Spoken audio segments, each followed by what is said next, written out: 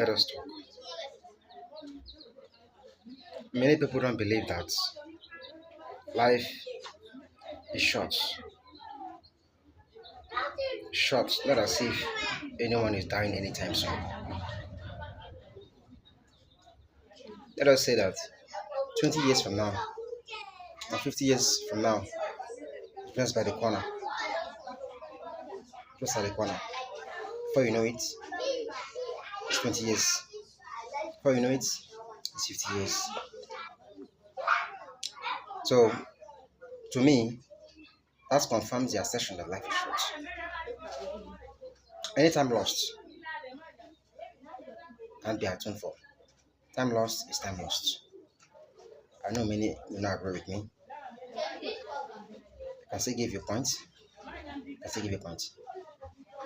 Still work.